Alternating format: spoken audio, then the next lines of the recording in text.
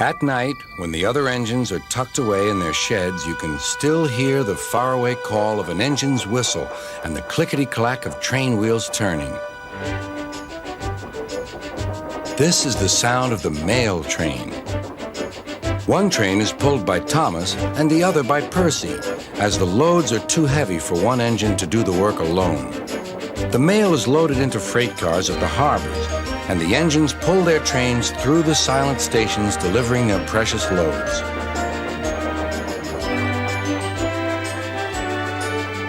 On a clear night, a big shiny moon brightens their journey, but often Thomas and Percy can't even see the stars. But whatever the weather, lamps along the track always light their way. One night, Percy was waiting at the junction. The main line train was late. At last, Henry arrived. "Sorry," he puffed. "The mail boat from the mainland was delayed." "Come on, Percy," said his driver. "Let's make up for lost time." Percy puffed along as quickly as he could, but the sun was already rising as he finished his work. "Never mind," thought Percy. "It's nice to be up and about when it's the start of a new day and there's no one else around." Percy was not alone for long. "Bother," said Percy. "It's that dizzy thing, Harold." "Good morning," whirred Harold.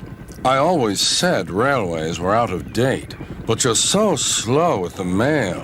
You should give everyone their stamps back." Percy was too tired to explain. "Bird brain," he muttered. "Good morning, Percy," called Duck. "You're up early this morning." "No, you're wrong," sighed Percy. "I'm back, tired and late." He rolled into the shed and fell asleep almost before his buffers touched the bar.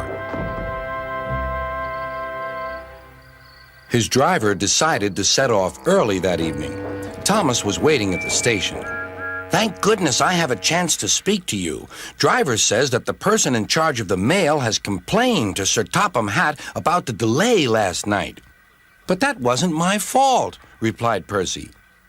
"I know," said Thomas, "and so does Sir Topham Hatt. But this mail person wouldn't listen. Tonight we'll just have to be quicker than ever before." The engines were just leaving when they heard a familiar buzzing. "I say, you two, there's news flying about." "Where?" puffed Percy crossly. "All over the place. They're going to scrap the mail train and use me instead. Wings work wonders, you know. Always." "Rubbish," huffed Thomas. That night, everything ran like clockwork. Thomas and Percy steamed through the stations, making good time everywhere they went.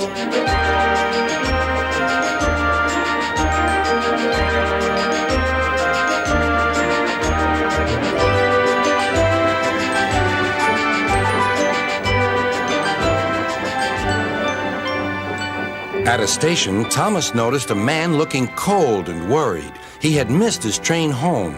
"We can give you a ride," said Thomas's driver, "but it will be rather uncomfortable." "Thank you," said the man. "Anything's better than sitting here."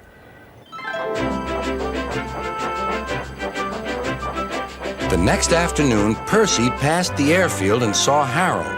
"Hello, Lazy Wings. Are you too tired to fly today?" "The wind's too strong," grumbled Harold. "I've been grounded." "You need rails," laughed Percy. "They work wonders, you know. Always." That night, Sir Topham Hatt showed the two engines a letter. It was from the man who missed his train. "He thinks you are both splendid, and everyone says that the mail train is the pride of the line."